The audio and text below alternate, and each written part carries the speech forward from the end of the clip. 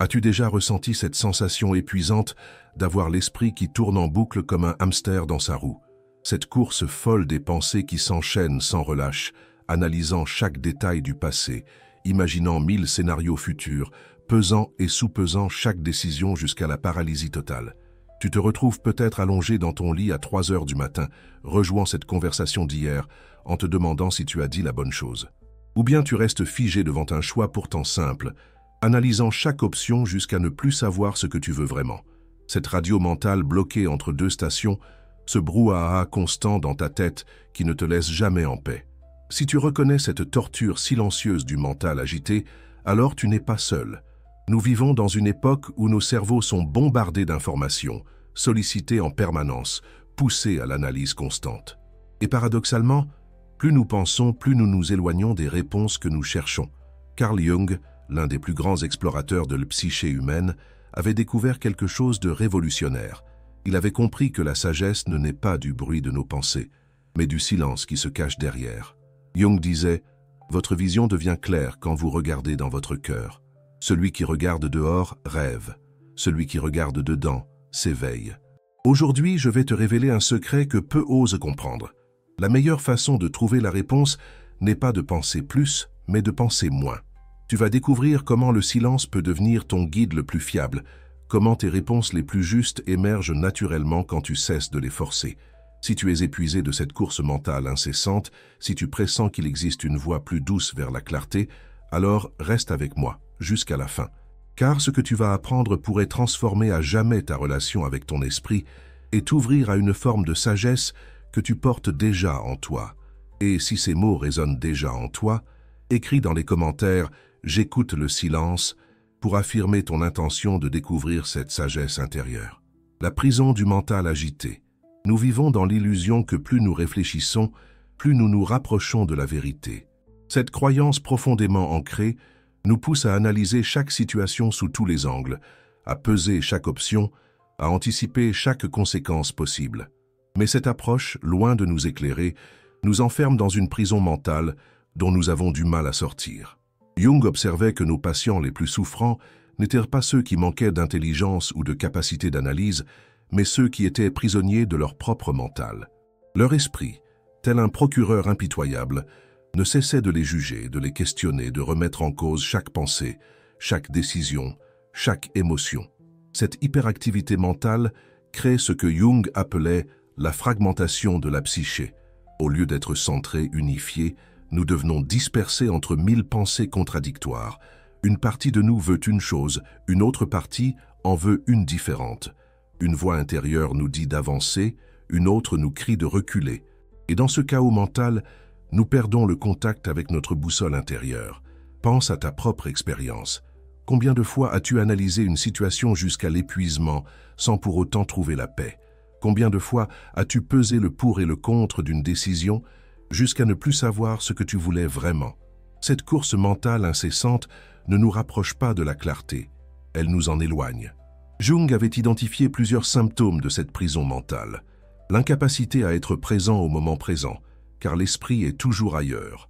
L'anxiété chronique née de l'anticipation constante, la fatigue émotionnelle causée par cette activité mentale incessante, et surtout, cette sensation de déconnexion de soi-même, comme si nous étions devenus étrangers à notre propre intuition. Le paradoxe, c'est que plus nous nous agitions mentalement pour trouver des réponses, plus ces réponses semblent nous fuir. C'est comme essayer d'attraper son ombre. Plus on court après, plus elle nous échappe. Jung avait compris que la solution ne résidait pas dans plus de pensées, mais dans moins de pensées. Pas dans le bruit, mais dans le silence. Le bruit versus la voix. Pour comprendre la révolution que propose Jung, il faut d'abord distinguer ce qu'il appelait le bruit du mental et la voix de l'intuition. Cette distinction est fondamentale, car elle nous permet de reconnaître quand nous sommes dans l'agitation stérile et quand nous sommes connectés à notre sagesse profonde. Le bruit du mental, c'est cette cacophonie de pensées anxieuses, répétitives, souvent basées sur la peur et les expériences passées. Ce bruit se caractérise par son urgence. Il veut une réponse immédiatement. Il panique face à l'incertitude. Il ressasse les mêmes inquiétudes en boucle. Ce mental bruyant analyse, compare, juge, anticipe, mais paradoxalement, il ne trouve jamais la paix. Cette voix mentale agitée parle fort et vite. Elle dit des choses comme « Et si tu fais le mauvais choix? Tu aurais dû dire cela différemment. Que vont penser les autres? Il faut que tu trouves la solution maintenant. » Elle fonctionne dans l'urgence et la peur, créant un état de stress permanent qui nous coupe de notre sagesse naturelle. À l'opposé, la voix de l'intuition, ce que Jung appelait parfois la voix du soi profond, parle dans le silence. Cette voix ne crie pas, ne s'agite pas, ne panique pas. Elle émerge dans les moments de calme, souvent quand nous nous y attendons le moins. Elle ne donne pas de longues explications ou d'analyses détaillées. Elle offre simplement une évidence tranquille, un savoir qui vient de l'intérieur. Cette voix intuitive se manifeste de manière subtile, une sensation corporelle, une image qui apparaît soudainement, une certitude paisible qui émerge après une promenade ou sous la douche. Elle ne se justifie pas, ne se compare pas, ne s'inquiète pas. Elle sait, tout simplement. Jung avait observé que le problème n'était pas l'absence de cette voix intuitive. Nous l'avons tous, mais le fait que le bruit du mental soit si fort qu'il la couvre complètement. C'est comme essayer d'entendre un murmure dans une salle de concert. La solution n'est pas d'amplifier le murmure, mais de baisser le volume de la musique. Cette compréhension transforme complètement notre approche de la prise de décision. Au lieu de chercher à penser plus fort, plus longtemps, plus intensément, nous apprenons à créer l'espace de silence nécessaire pour que notre sagesse intérieure puisse émerger naturellement. L'ancrage dans le présent. La première clé pour accéder à cette sagesse silencieuse consiste à ancrer notre attention dans le moment présent. Jung avait découvert que l'agitation mentale naît toujours de notre fuite du présent, soit vers le passé avec ses regrets et ses ruminations, soit vers le futur avec ses anxiétés et ses projections. Cette première technique est d'une simplicité révolutionnaire. Quand tu sens ton mental s'emballer, quand les pensées tournent en boucle sans trouver d'issue, interromps tout et pratique cet exercice d'ancrage immédiat. Arrête-toi là où tu es.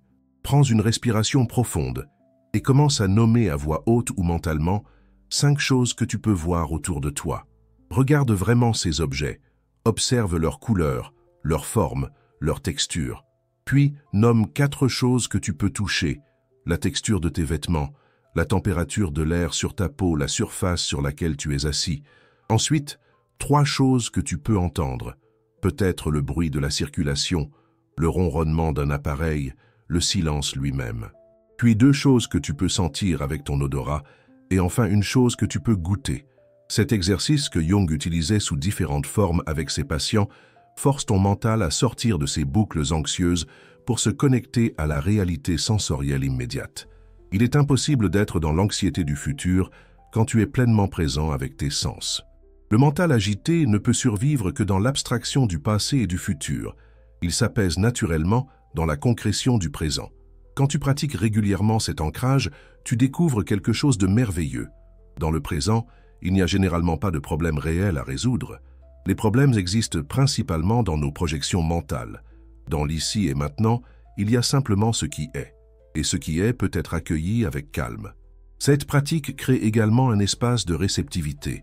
Quand ton mental cesse de s'agiter, quand ton attention se pose dans l'instant présent, tu deviens disponible pour percevoir les indices subtils que la vie t'offre constamment. Cette synchronicité que Jung étudiait tant devient soudain visible quand nous cessons d'être absorbés par nos projections mentales. La question flottante.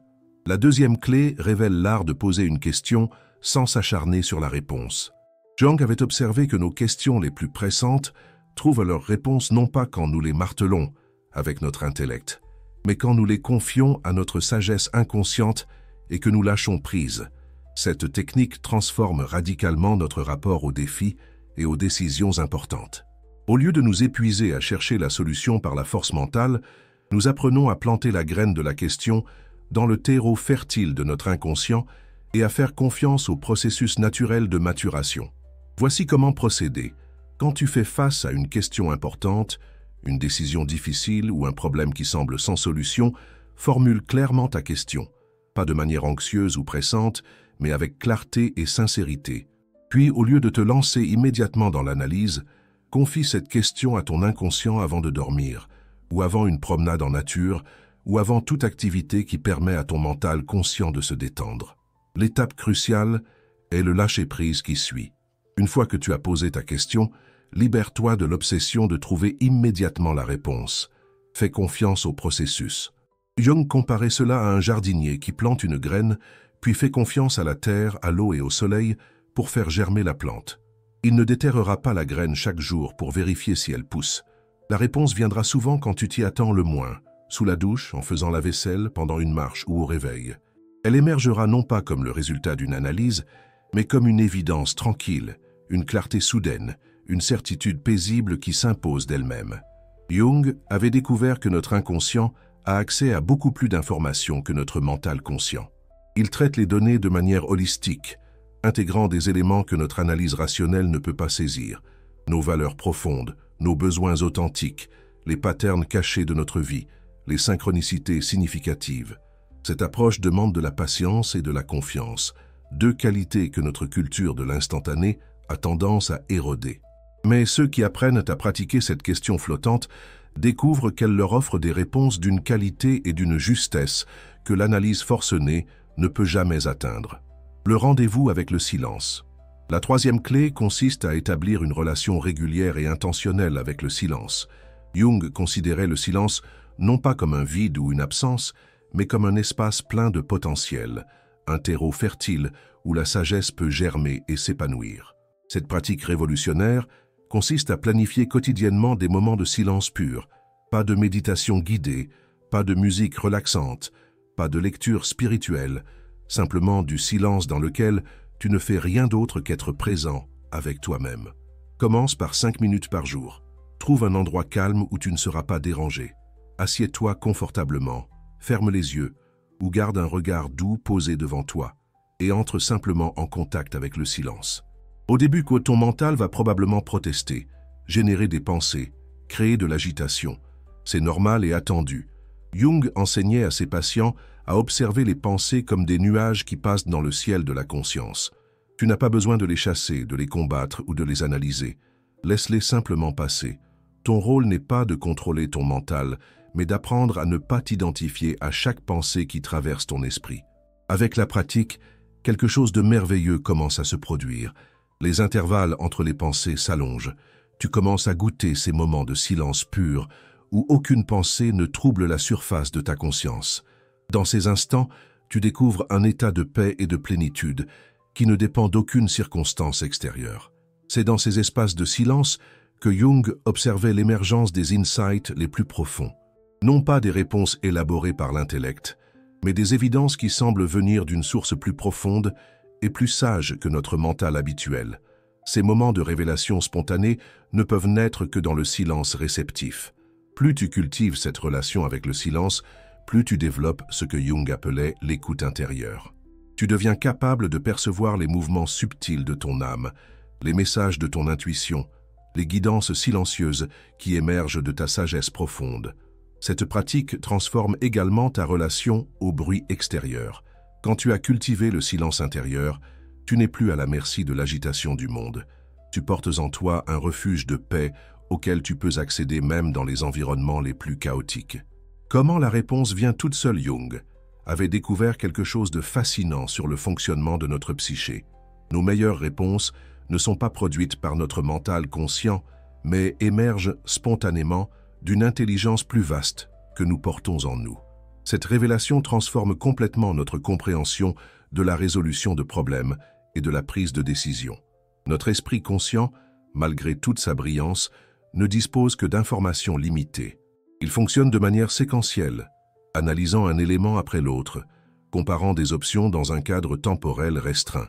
C'est un outil merveilleux pour certaines tâches, mais il atteint rapidement ses limites face aux questions complexes de l'existence. Notre inconscient, en revanche, fonctionne de manière holistique.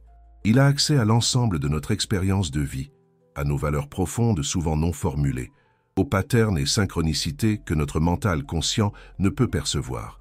Jung comparait l'inconscient à un océan dont notre conscience ne serait que la surface visible. Quand nous cessons d'agiter la surface avec nos analyses compulsives, cet océan de sagesse peut remonter naturellement vers la conscience. C'est exactement ce qui se passe quand nous pratiquons le lâcher-prise mental. Nous créons l'espace nécessaire pour que notre intelligence profonde puisse opérer. Jung utilisait souvent la métaphore du restaurant pour expliquer ce processus. Quand tu vas dans un restaurant, tu ne vas pas en cuisine pour préparer ton plat toi-même. Tu fais ta commande, tu poses ta question, puis tu fais confiance au chef, ton inconscient, pour préparer le repas selon son expertise. Tu n'as pas besoin de comprendre chaque étape de la préparation.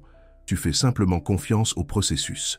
De la même manière, quand tu confies une question à ton inconscient puis que tu lâches prise, tu permets à cette intelligence plus vaste de traiter l'information selon ses propres méthodes sophistiquées. La réponse qui émerge n'est pas le produit de ton effort mental, mais le fruit d'un processus naturel de maturation et d'intégration. Cette approche explique pourquoi nos meilleures idées viennent souvent dans des moments inattendus, sous la douche, pendant une promenade, au réveil, en faisant une activité routinière. Ces moments ont en commun l'absence d'effort mental forcé. Notre mental conscient est détendu, ce qui permet à notre sagesse inconsciente de remonter naturellement à la surface. Jung observait que les réponses qui émergent de cette manière ont une qualité particulière. Elles s'imposent avec une évidence tranquille, souvent accompagnée d'un sentiment de justesse qui ne peut être expliqué rationnellement. C'est comme si nous savions que c'était la bonne direction, même si nous ne pouvons pas toujours expliquer pourquoi. L'intelligence du silence. Le silence, dans la conception jungienne, n'est pas un vide passif, mais un espace actif et intelligent. Jung avait observé que dans le silence authentique, une forme de conscience plus subtile se réveille, une intelligence qui perçoit des dimensions de la réalité inaccessibles à notre mental analytique. Cette intelligence silencieuse fonctionne selon des principes différents de notre logique habituelle. Elle perçoit les connexions invisibles, les patterns cachés, les significations symboliques qui échappent à notre analyse rationnelle. Jung l'associait à ce qu'il appelait la fonction transcendante, cette capacité de la psyché à synthéser les opposés et à révéler des solutions créatives. Dans le silence, nous accédons également à ce que Jung nommait le savoir intuitif. Cette forme de connaissance ne passe pas par le raisonnement mais s'impose directement à la conscience comme une évidence. C'est le savoir du corps qui reconnaît instinctivement ce qui lui fait du bien ou du mal, le savoir du cœur qui reconnaît l'authenticité, le savoir de l'âme qui reconnaît sa véritable direction. Jung avait remarqué que cette intelligence silencieuse était particulièrement active dans les moments de transition et de transformation. Quand nous traversons des périodes d'incertitude, quand nos anciens repères s'effondrent, quand nous devons faire des choix importants, le silence devient notre allié le plus précieux. Il nous connecte à une sagesse qui transcende nos peurs et nos limitations habituelles. Cette intelligence se manifeste aussi à travers ce que Jung appelait les synchronicités, ces coïncidences significatives qui semblent nous guider. Quand nous sommes dans l'agitation mentale, nous passons souvent à côté de ces signes subtils. Mais dans le silence réceptif, nous devenons sensibles à ces messages de la vie qui nous orientent avec une précision troublante. Le silence intelligent nous enseigne également la patience créatrice. Au lieu de forcer les solutions, nous apprenons à faire confiance au timing naturel des choses. Jung observait que chaque situation a son temps de maturation, comme une graine qui ne peut pas être forcée à germer avant l'heure. Le silence nous connecte à ce rythme organique de la vie. Cette forme d'intelligence nous libère aussi de l'obsession du contrôle. Quand nous reconnaissons qu'il existe une sagesse plus vaste que notre volonté individuelle, nous pouvons collaborer avec la vie plutôt que de lutter constamment contre elle. Cette collaboration créatrice est source d'une efficacité et d'une sérénité incomparables. La transformation par la non-action Jung avait été profondément influencée par la philosophie orientale, notamment par le concept taoïste de Wu Wei, l'action sans effort ou la non-action efficace. Cette approche révolutionnaire suggère que parfois, la chose la plus puissante que nous puissions faire est de ne rien faire du tout. Cette non-action n'est pas de la passivité ou de la paresse. C'est un état d'être hautement conscient où nous cessons d'interférer avec les processus naturels et permettons à la sagesse inhérente de la vie de s'exprimer à travers nous. Jung observait que ses patients les plus transformés étaient souvent ceux qui avaient appris l'art de cette non-action créatrice. Quand nous cessons de forcer les solutions, quelque chose de remarquable se produit. L'énergie que nous gaspillons dans la lutte mentale devient disponible pour la perception subtile et l'action juste. Nous devenons comme l'eau qui trouve naturellement son chemin, contournant les obstacles sans résistance, mais avec une efficacité redoutable. Cette transformation par la non-action se manifeste dans tous les domaines de l'existence. Dans nos relations, au lieu de forcer l'harmonie par l'effort, nous apprenons à créer l'espace où l'authenticité peut s'épanouir. Dans notre travail, au lieu de nous épuiser dans l'activisme frénétique, nous découvrons la puissance de l'action alignée qui coule naturellement de notre être profond. Jung comparait cette approche à un maître d'arts martiaux qui ne lutte pas contre la force de l'adversaire, mais la redirige avec un minimum d'effort. Cette sagesse appliquée à la vie quotidienne nous permet d'accomplir beaucoup plus avec beaucoup moins d'efforts, tout en préservant notre énergie vitale. La non-action cultivée nous enseigne aussi le discernement entre ce qui dépend de nous et ce qui n'en dépend pas. Au lieu de nous épuiser à contrôler l'incontrôlable, nous apprenons à concentrer notre énergie sur ce qui est réellement de notre ressort, tout en faisant confiance au processus pour le reste. Cette approche développe également ce que Jung appelait la patience active, cette capacité d'attendre le bon moment pour agir tout en restant pleinement présent et disponible. C'est la patience du jardinier, qui sait qu'il ne peut pas accélérer la croissance de la plante, mais qui reste attentif aux signes de son développement. L'éveil de l'intuition naturelle. Dans le silence cultivé avec patience, Jung observait l'éveil d'une faculté souvent endormie dans notre civilisation moderne, l'intuition véritable. Cette capacité innée nous permet de percevoir directement la justesse d'une situation, la vérité d'une personne, la direction à prendre, sans passer par l'analyse rationnelle. Jung distinguait l'intuition authentique des impulsions émotionnelles ou des projections mentales. L'intuition véritable se caractérise par sa neutralité émotionnelle, sa simplicité et cette qualité particulière d'évidence qui l'accompagne. Elle ne s'argue pas, ne se justifie pas, elle se contente d'être, avec une autorité tranquille. Cette faculté intuitive s'éveille naturellement quand nous cessons de solliciter constamment notre mental analytique. Comme un muscle longtemps inutilisé qui retrouve sa force, notre intuition se renforce à mesure que nous lui faisons confiance et que nous agissons selon ses guidances. Jung enseignait que l'intuition fonctionne selon une logique différente de la raison, une logique symbolique, analogique, holistique. Elle perçoit les patterns cachés, les connexions invisibles, les significations profondes qui échappent à l'analyse fragmentaire. Cette forme de connaissance nous reconnecte à une sagesse ancestrale que l'humanité a cultivée pendant des millénaires. L'éveil de l'intuition transforme notre rapport au temps. Au lieu de vivre constamment dans l'anticipation anxieuse ou la rumination du passé, nous développons la capacité de percevoir le kairos, le moment juste, l'instant optimal pour agir ou pour attendre. Cette sensibilité temporelle nous évite beaucoup d'efforts inutiles et d'erreurs de timing. Cette faculté nous guide également dans nos relations humaines. L'intuition éveillée perçoit l'authenticité au-delà des apparences, reconnaît les intentions cachées, ressent les dynamiques subtiles qui gouvernent les interactions. Elle devient une boussole relationnelle d'une précision remarquable. Jung observait que l'intuition développée nous connecte aussi à une dimension créatrice de l'existence. Les solutions originales, les innovations révolutionnaires, les œuvres d'art touchantes émergent rarement de l'analyse logique, mais jaillissent de cette source intuitive profonde qui transcende les limitations du mental conditionné. La sagesse du corps silencieux Jung accordait une importance particulière à ce qu'il appelait la sagesse somatique, cette intelligence du corps qui s'exprime quand nous cessons de le soumettre au diktat du mental. Le corps, dans sa sagesse millénaire, possède une capacité remarquable à nous guider vers ce qui nous convient et à nous éloigner de ce qui nous nuit. Cette sagesse corporelle se manifeste de multiples façons quand nous apprenons à l'écouter dans le silence.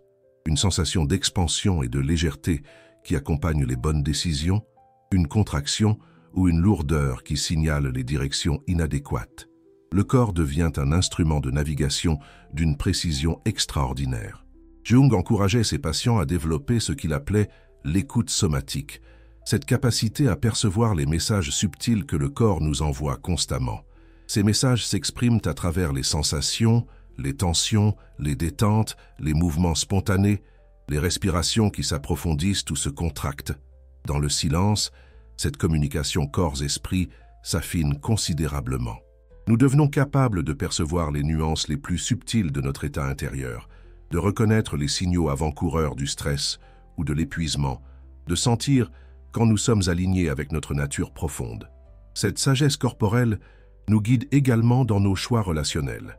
Le corps reconnaît instinctivement les personnes qui nous font du bien et celles qui nous drainent, les environnements qui nous nourrissent et ceux qui nous épuisent.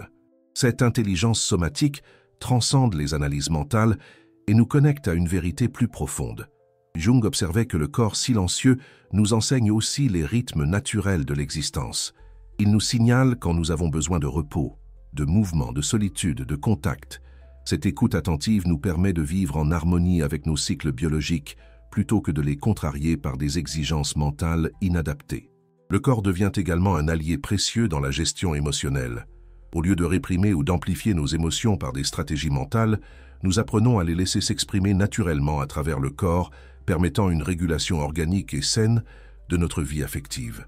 L'art de recevoir les réponses Jung avait observé que beaucoup de personnes, même quand elles accèdent au silence, passent à côté des réponses parce qu'elles ne savent pas les reconnaître ou les recevoir.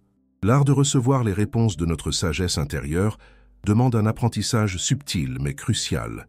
Les réponses authentiques se caractérisent souvent par leur simplicité désarmante. Elles ne viennent pas sous forme de longues explications intellectuelles ou d'analyses complexes. Elles s'imposent plutôt comme des évidences tranquilles, des certitudes paisibles, des clarifications soudaines qui illuminent la situation d'un jour nouveau.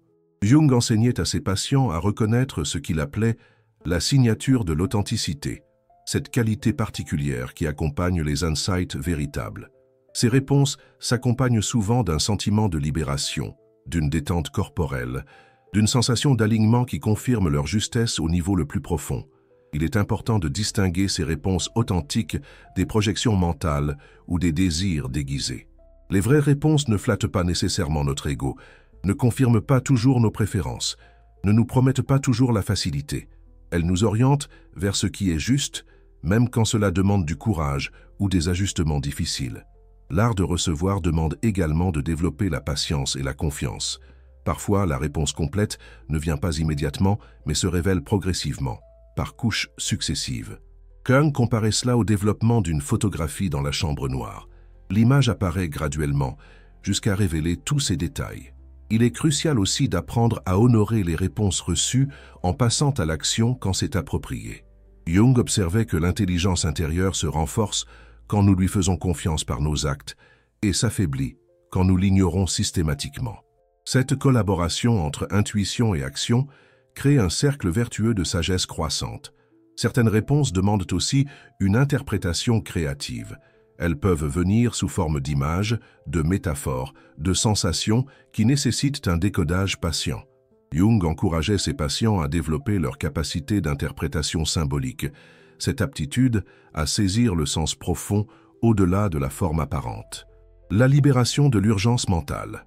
L'un des fruits les plus précieux de cette pratique du silence conscient est la libération progressive de ce que Jung appelait la tyrannie de l'urgence mentale, cette compulsion à tout résoudre immédiatement, à toujours avoir une réponse, à ne jamais laisser une question en suspens.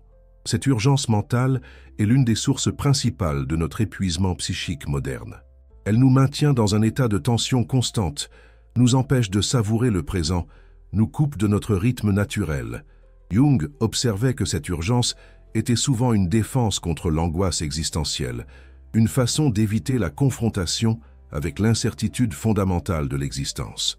Quand nous apprenons l'art du silence et de l'attente créatrice, nous découvrons que beaucoup de nos urgences étaient en réalité des anxiétés déguisées. Nous réalisons que la plupart des questions peuvent attendre, que l'incertitude temporaire n'est pas dangereuse, que nous pouvons vivre sereinement sans avoir réponse à tout. Cette libération nous reconnecte à des rythmes plus naturels et plus sains. Au lieu de fonctionner en mode urgence permanente, nous apprenons à distinguer ce qui est réellement urgent de ce qui peut attendre. Cette discrimination nous permet de conserver notre énergie pour ce qui compte vraiment. Jung enseignait que cette libération de l'urgence ouvre l'espace pour ce qu'il appelait la contemplation créatrice, cette capacité à habiter pleinement une question sans se précipiter vers la réponse. Dans cet espace contemplatif, des dimensions inattendues de la situation peuvent se révéler, des solutions créatives peuvent émerger. Cette approche transforme également notre rapport aux autres. Au lieu d'imposer notre urgence à notre entourage, nous devenons capables d'accompagner les processus naturels de maturation, que ce soit chez nos enfants, nos collègues ou nos proches. Cette patience bienveillante crée des relations plus harmonieuses et plus authentiques. La libération de l'urgence nous enseigne aussi la valeur du temps vide, ces moments apparemment improductifs qui sont en réalité essentiels à notre équilibre psychique. Jung observait que c'est souvent dans ces moments que se préparent nos transformations les plus profondes. L'harmonie entre action et repos. Jung avait identifié un principe fondamental de l'existence harmonieuse. L'alternance rythmique entre action et repos, entre expression et réceptivité, entre faire et être. Cette alternance naturelle, quand elle est respectée, optimise notre efficacité tout en préservant notre bien-être profond. Dans notre culture de l'hyperactivité, nous avons tendance à valoriser exclusivement l'action et à considérer le repos comme une perte de temps. Jung démontrait que cette vision était non seulement erronée, mais profondément destructrice. Le repos contemplatif n'est pas l'opposé de l'action efficace, il en est la condition nécessaire. Cette harmonie se cultive en apprenant à reconnaître nos rythmes naturels. Jung encourageait ses patients à observer leur cycle d'énergie, à identifier leurs moments de clarté maximale et leurs périodes de récupération nécessaires. Cette auto-observation bienveillante permet d'optimiser notre efficacité en respectant notre nature profonde. Dans cette alternance harmonieuse, les moments de silence et de non-action deviennent aussi précieux que les périodes d'activité intense. Jung comparait cela à la respiration. L'inspiration et l'expiration sont également importantes pour maintenir la vie. De même, l'action et le repos sont complémentaires pour maintenir notre vitalité psychique. Cette approche révolutionne notre productivité. Au lieu de nous épuiser dans un activisme frénétique, nous apprenons à agir depuis un lieu de centrement et de clarté. Les actions qui émergent de cet état sont généralement plus efficaces, plus créatives, plus alignées avec nos objectifs profonds. Jung observait également que cette harmonie développe ce qu'il appelait la présence efficace. Cette qualité d'attention qui rend nos actions plus impactantes et nos repos plus réparateurs. Quand nous sommes pleinement présents à ce que nous faisons, nous maximisons la valeur de chaque moment. Cette alternance rythmique nous enseigne aussi la sagesse du détachement. Nous apprenons à nous investir pleinement dans l'action sans nous identifier complètement à ses résultats et à nous reposer profondément sans culpabilité ni anxiété. Cette liberté intérieure est source d'une paix durable. La transformation silencieuse. Au terme de ce voyage dans la sagesse du silence, Jung nous révèle une vérité fondamentale. Nos transformations les plus profondes ne se font pas dans le bruit et l'agitation, mais dans la tranquillité réceptive du silence habité. Cette transformation silencieuse opère selon des lois différentes de nos efforts volontaires. Quand nous cessons de forcer notre évolution par l'effort mental, quelque chose de plus subtil et de plus puissant commence à opérer. Jung l'appelait le processus d'individuation naturelle, cette tendance innée de la psyché à se guérir, à s'harmoniser, à révéler son potentiel le plus authentique. Cette transformation silencieuse se caractérise par sa profondeur et sa durabilité. Au lieu de changements superficiels imposés par la volonté, nous assistons à des modifications organiques qui touchent les couches les plus profondes de notre être. Ces changements s'intègrent naturellement dans notre personnalité sans créer de tension ou de fragmentation. Jung observait que cette transformation s'accompagne souvent d'une sensation de retour à soi plutôt que de devenir quelqu'un d'autre. C'est comme si nous retirions les couches d'artifice pour révéler notre nature authentique qui était là depuis toujours, simplement voilée par le bruit de nos agitations mentales. Cette évolution silencieuse développe également ce que Jung appelait l'autorité intérieure. Cette capacité à être notre propre référence sans arrogance ni insécurité. Nous devenons moins dépendants des validations extérieures parce que nous avons développé une boussole intérieure fiable. La transformation par le silence cultive aussi une forme particulière de confiance, non pas la confiance en nos capacités mentales, mais la confiance en la sagesse de la vie elle-même. Cette confiance nous permet de naviguer dans l'incertitude avec sérénité, sachant que nous avons accès à une guidance intérieure fiable. Cette approche révèle finalement que nous ne sommes pas séparés de l'intelligence cosmique, mais que nous en sommes des expressions uniques. Le silence nous reconnecte à cette source commune de sagesse, nous rappelant que nous ne sommes jamais vraiment seuls dans nos défis existentiels. Mes chers amis, nous voici arrivés au terme de ce voyage profond dans les enseignements révolutionnaires de Carl Jung sur le pouvoir transformateur du silence. Nous avons découvert ensemble que la sagesse véritable ne naît pas du bruit de nos analyses mentales, mais du silence réceptif où notre intelligence profonde peut enfin s'exprimer. Cette révélation peut changer le cours de ton existence. Imagine ce que serait ta vie si tu cessais de t'épuiser dans cette course mentale incessante, si tu découvrais que tes meilleures réponses émergent naturellement quand tu apprends l'art de l'écoute silencieuse. Jung nous a montré que nous portons tous en nous une sagesse qui dépasse largement les capacités de notre mental analytique. Cette intelligence intérieure connaît nos besoins authentiques, perçoit les directions justes, reconnaît les synchronicités significatives. Mais pour y accéder, nous devons apprendre à faire taire le brouhaha mental qui la couvre. Les 3 clés que nous avons explorées, l'ancrage dans le présent, la question flottante et le rendez-vous avec le silence, ne sont pas de simples techniques, mais des portes vers une relation transformée avec notre esprit. Elles nous libèrent de la tyrannie de l'urgence mentale et nous reconnectent à des rythmes plus naturels et plus sains. Cette approche ne demande pas d'efforts héroïques, mais une qualité particulière d'attention et de patience. Il s'agit d'apprendre à faire confiance au processus naturel de maturation des réponses. Comme un jardinier fait confiance à la terre pour faire germer la graine. Quand tu embrasses cette voie du silence conscient, tu découvres que la vie devient plus fluide, plus harmonieuse, plus alignée avec ton essence profonde. Les décisions difficiles trouvent leur résolution naturelle, les relations s'approfondissent, la créativité s'épanouit. Cette transformation ne se fait pas contre ton mental, mais en apprenant à l'utiliser à bon escient tout en développant d'autres facultés souvent négligées. L'intuition, la sagesse corporelle, l'écoute du cœur. Tu deviens plus complet, plus intégré, plus authentique. Si ce message a touché quelque chose en toi, si tu sens l'appel vers cette sagesse silencieuse, alors n'oublie pas de t'abonner à cette chaîne pour continuer ensemble cette exploration des trésors de la psychologie jungienne. Partage cette vidéo avec ceux qui pourraient bénéficier de cette approche révolutionnaire de la clarté intérieure. Et maintenant, si tu es prêt à établir une nouvelle relation avec ton esprit, si tu choisis la voie de l'écoute silencieuse plutôt que de l'agitation mentale, écris dans les commentaires « Aujourd'hui, je choisis d'écouter le silence ». Ces mots simples marqueront peut-être le début d'une transformation profonde dans ta façon de naviguer dans l'existence. Car oui, quand tu apprends à faire confiance au silence, tu découvres que les meilleures réponses viennent effectivement toutes seules. Elles émergent de cette source de sagesse que tu portes déjà en toi, attendant simplement que tu lui offres l'espace et le respect qu'elle mérite. La voie du silence n'est pas une fuite du monde, mais un retour à ton centre. Et depuis ce centre paisible, tu peux agir avec une efficacité et une justesse que l'agitation mentale ne peut jamais atteindre. C'est cela, le véritable cadeau que Jung nous a légué, la redécouverte de notre sagesse intérieure silencieuse.